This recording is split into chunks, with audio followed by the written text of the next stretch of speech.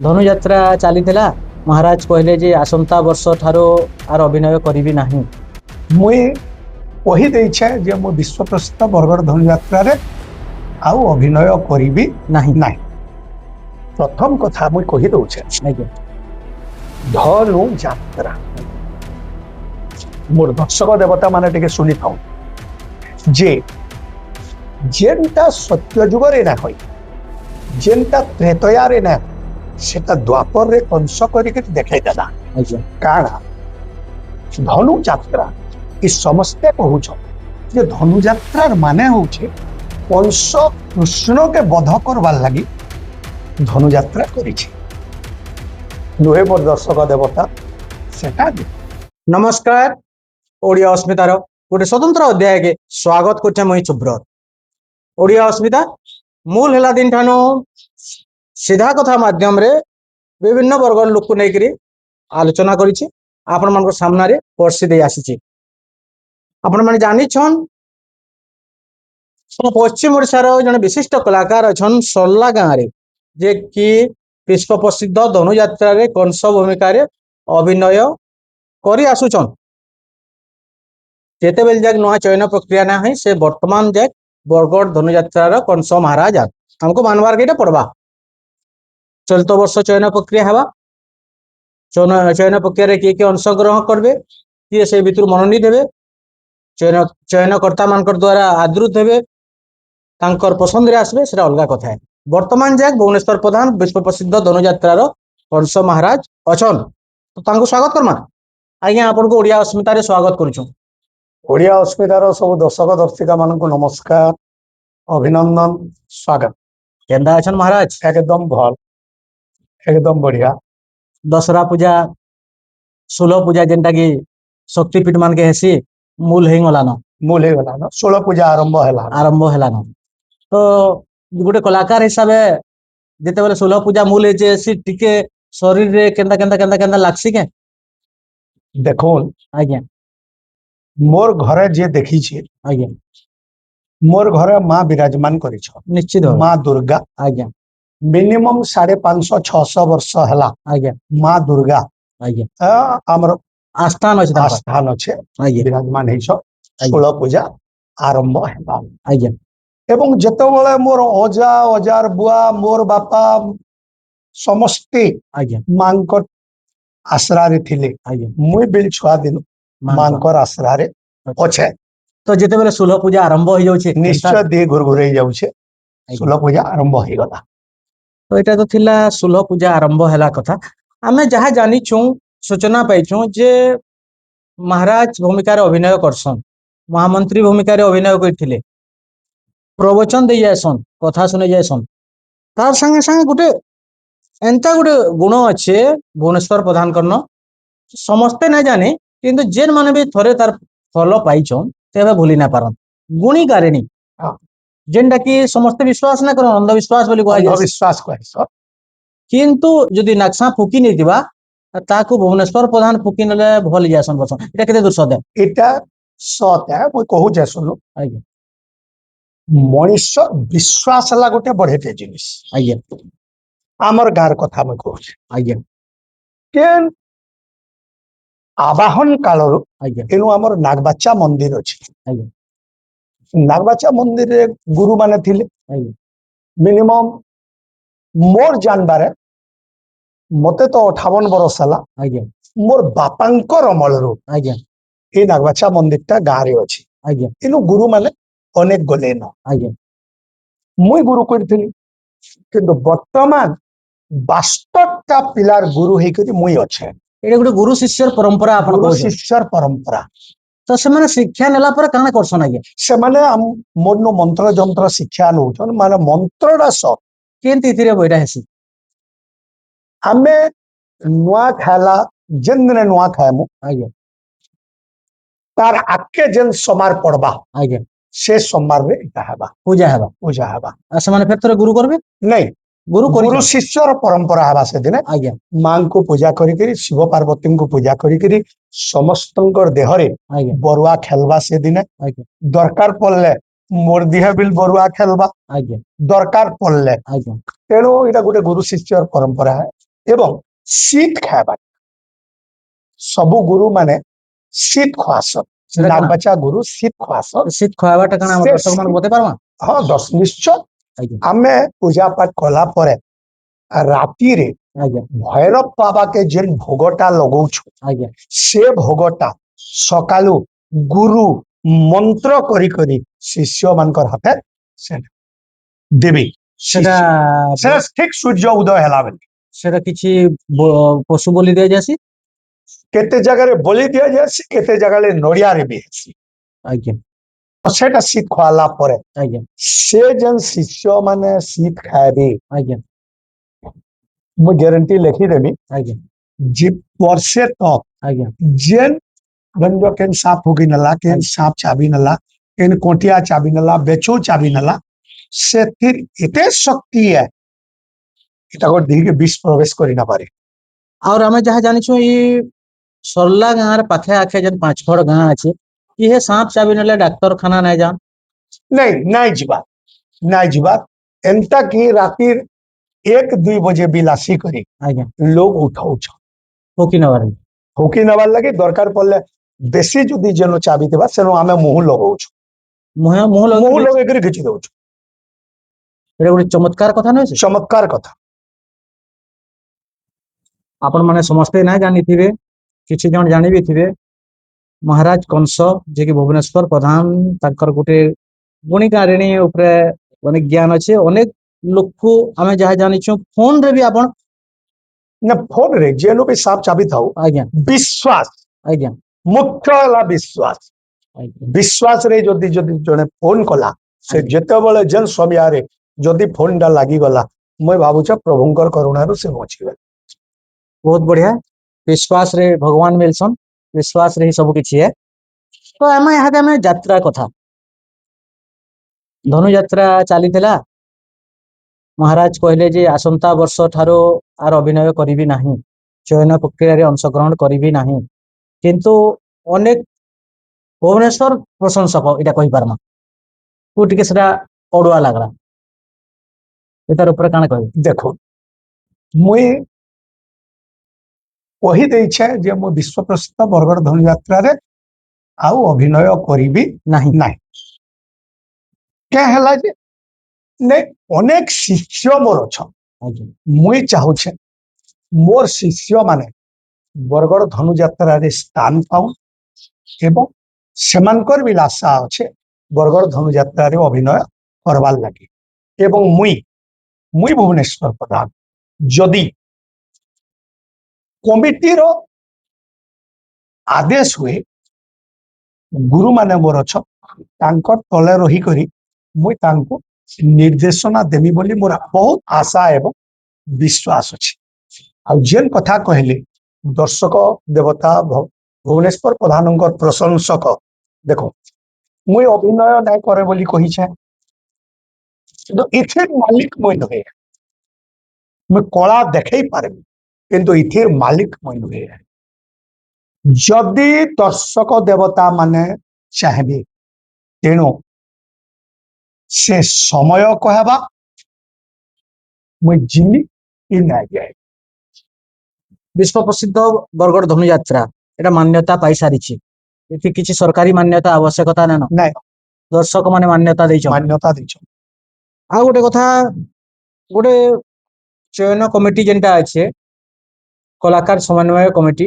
ମାନେ ଗୋଟେ ବୟସ ନିର୍ଦ୍ଧାରଣ କରିଥିଲେ 60 ବର୍ଷ ଆପଣଙ୍କୁ ବର୍ତ୍ତମାନ मोते 58 प्लस 58 58 ବର୍ଷ 67 मोर बर्थडे ଆଜ୍ଞା बोले 58 प्लस ଆପଣ ମାନେ ଶୁଣି ପାରୁଥିବେ ଭୁବନେଶ୍ୱର ପ୍ରଧାନ ଆଜ୍ଞାଙ୍କର ବୟସ ହଉଛି 58 ବର୍ଷ ଅତିକ୍ରମ କରିছে ତ 60 ବର୍ଷ ତାହାକୁ ନୟ ହୁଏ ତ ଓଡ଼ିଆ ଅସ୍ମିତା ଆପଣ ମାନଙ୍କୁ ଆଗରୁ ବି କହି ଆସିଛେ ଯେ ଚୟନ ପ୍ରକ୍ରିୟାରେ ଭୁବନେଶ୍ୱର ପ୍ରଧାନ ଅଂଶଗ୍ରହଣ କରିବେ ବୋଲି କିନ୍ତୁ ସେ କହୁଛନ୍ ସେଟା ସମୟ କହିବା ବୋଲି ତ ସମ୍ବଲପୁରୀରେ ଗୋଟେ ସଂଳାପ ଶୁଣାମା ବହୁତ ଦିନ ହେଲା ଆମର ସଂଳାପ ନୁହେଁ ଶୁଣ ନୂଆ ବର୍ଷ ए नो रोजा बनिहान दिनु तमे दुही लुक बन्या बान्हे नहीं करतिल आज बन्या घरे पुओ हिचे हटा फेर कोस रोजा सपलु है सतरो वाह पोरे केतनी कते उसत होउछ नहीं कुष्ट बलराम কুষ্ট বলরাম, কুষ্ট বলরাম, তোর পুଅ ମାନଙ୍କର ନା ଶୁଣିଲେ ମୋର ମୁଡ ଭିତରଟା ଗୁଲମାଲ ହେଇଯାଉଛି। ଶ୍ୱଶୁରେ ଚିଆ ଚିଆ ଛୁଆ ଜୁଡେ ଗାଲ ଚିପିଲେ ଶ୍ୱଶୁରଙ୍କର ଗୁରସ ବାହାରବା, ଇମାନେ ପରେ ମତେ 8 বছরে মারবে। কোরে টাকি থ কুষ্ট বলরাম, ତମକୁ ମାରବାର ଲାଗି ମାମୁ କୋଷ ତିଆର କରୁଛେ ଧନୁ ଯାତ୍ରା। 4 ଦିନ ହେବା এই ଧନୁ ଯାତ୍ରା। বৈশাখ মাসর উজ্জ্বল প্রখর সপ্তমী গুরুবার দিনে আরম্ভ করমি ই ধনু যাত্রা। চিঠি লেখমি নন্দ রাজান্নিকে, লেখি অছি কংস হই মহারস, আরে গোপপতি নন্দ আত্ম প্রমাণে তৎকালে ছাড়িবু, নইলে ছেদিবি স্কন্দ। এই চিঠিকে নেইকরি যা পুরাতন মন্ত্রী অকুর মথুরার গোপুরকে চিঠি দেওয়া যায় নন্দ রাজাকে। এই চিঠি পাই নেলা কি নন্দ রাজা পুষ্ট বলরামকে নিচে অকুরর হাতে পঠাবা গোপুর মথুরা। আসব শ্বশুরে মামুকোষ টাকি করি অছে, আগলি ওটা পড়ি গলে তারে টুরে গুঠে গোপুরকে ফেরি করি নাই তো এটা কোষ রোজার পণ।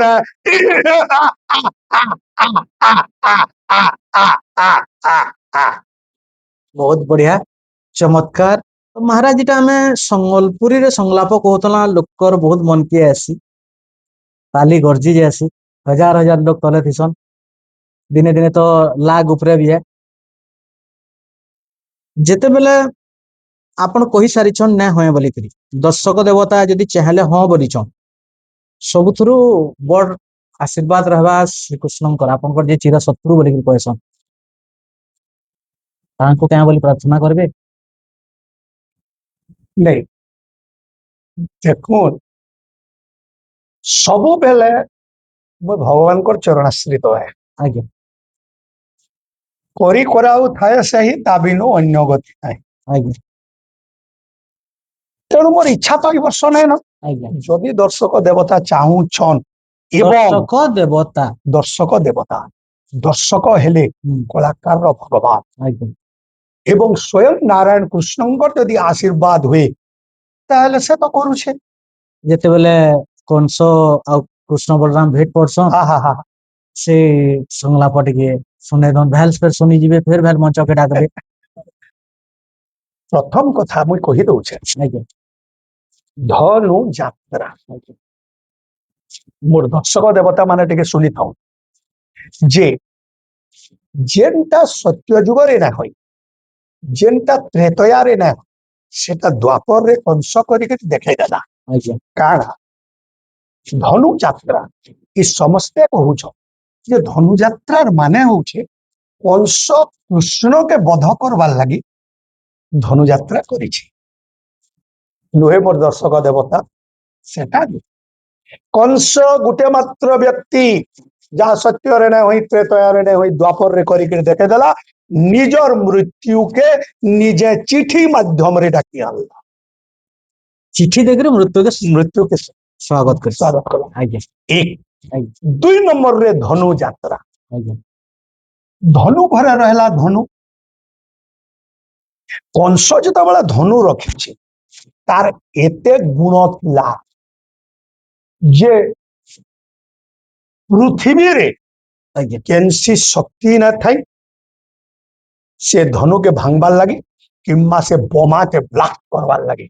सेरा गोटे बोमा है धनुटा मोर मतरे तो से धनु के जेतेबेले पृथ्वी खंडमंडल रे किए भांगबार लगी न थाई कंस जानिथिला स्वयं नारायण मोर प्रभु आसले इटाके भांगी नेबे जेनटाके के भूभार उश्वास हबा धनु भग्न हेले जे भूभार उश्वास हबा नले केते बेले जदी बोमा फुटी निबा सभे चाट तो से जुगल दर्शन भूभार उश्वास कले आज्ञा एवं धनु घरे शिव पूजा पाउथिले। आज्ञा एनु कृष्ण आसिले धनु भग्न कले कंस बहुत आनंदित ହରି ହେଲେ କୃଷ୍ଣ, ହର ରହିଲେ ଇନୁ ଧନୁ ଘରେ। ଆଜ୍ଞା ହରି ହରଙ୍କର ଅପୂର୍ବ ମିଳନକେ ଦର୍ଶନ କରିକିରି ଆଜ୍ଞା କଂସ କାଣା ହେଇଛି? ବିମୋହିତ ବିମୋହିତ ନାଇଁ, ଆଜ୍ଞା ମୃତ୍ୟୁବରଣ କରବାର ସମୟ ଆଜ୍ଞା ହରି ଏବଂ ହର ଠିଆ ହେଇଛନ୍। ଆଜ୍ଞା କଂସର ଆତ୍ମା ଯାଇକରି କୃଷ୍ଣଙ୍କର ଶରୀର ଭିତରେ ଲିନ ହେଇଗଲା। ଆହା, କେଡେ ବଡ ଭକ୍ତ! ନିଶ୍ଚିତ ଭାବେ ତାହାକେ ସ୍वर्ଗ ପ୍ରାପ୍ତି ନା ହୁई ଆଜ୍ଞା କିମ୍ବା ନର୍କ ଗତି ନା ହୁଇ, ତାହାର ଆତ୍ମା କୃଷ୍ଣଙ୍କର ଶରୀର ଭିତରେ ଲିନ ହେଇଗଲା। ଏଇଟା ହଉଛି ଧନୁଯାତ୍ରା। ତ ସୁବର୍ଣ୍ଣା କର୍ମା ଟିକେ ହଁ,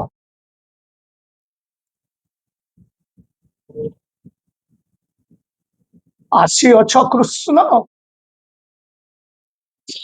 ବହୁ ଦିନରୁ ଅପେକ୍ଷା କରି ରହିଥିଲା ତ୍ରିଭୁବନ ବିଜୟୀ ବୀର କଂସ ଆସୁ। ଆଜି ଧନ୍ୟ ହୋଇଛି ମଥୁରା, ଧନ୍ୟ ହୋଇଛନ୍ତି ଆଜି ମଥୁରାର ଆବାଳ ବୃଦ୍ଧ ବନିତା। ଆଜି ସମସ୍ତେ ପାପ ନେତ୍ରେ ଦର୍ଶନ କରିଛନ୍ତି ସ୍ୱୟଂ ନାରାୟଣଙ୍କୁ। ହେ ପ୍ରଭୁ, ଆହା, ସୁଶ୍ୟାମଳ ନୀଳବର୍ଣ୍ଣ, କୋଟି ତତେ ପିତ ଯେ ବସନ, ସ୍କନ୍ଦରେ ପଇତା, ଶିରରେ ମୟୂର ଚନ୍ଦ୍ରିକା, ପ୍ରଭୁ ହସ୍ତେ ଧରିଅଛ ବଂଶୀ। ଜାଣେ ପ୍ରଭୁ, ଏ ଦ୍ୱାପର ଯୁଗରେ ତମେ ହେଉଛ ସ୍ୱୟଂ ନାରାୟଣ। ତେଣୁ ହାତ ଯୋଡି କରେ ଅନୁରୋଧ, ପେଶୀ ତମ ସୁଦର୍ଶନ ଚକ୍ର ତ୍ରାହି କରିଦିଅ ମତେ ଦ୍ୱାପର ଯୁଗରେ। ଜାଣେ ପ୍ରଭୁ, ନବଧା ଭକ୍ତି, ନବଧା ଭକ୍ତିରେ ପୂଜା କଲେ ନାରାୟଣଙ୍କୁ ବହୁ ବିଳମ୍ବରେ କାର୍ଯ୍ୟ ସିଦ୍ଧି ହୁଏ। ହେଲେ ମୁଁ କଂସ କଷ୍ଟରୁ ପାଳନ କରୁ ବୋଲି ନା ତୋର କୃଷ୍ଣ, ହେଲେ ମୁଁ କର୍ମର ଏକ ଅଂଶ ବୋଲି ନା ମୋର କଂସ ପ୍ରଭୁ, ନା ମୋର କଂସ।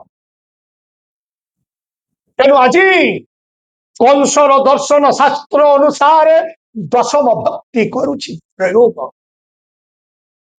ଆସ ପ୍ରଭୁ, ମୋ ଦଶମ ଭକ୍ତି ହେଉଛି ବୈରୀ ଭକ୍ତି।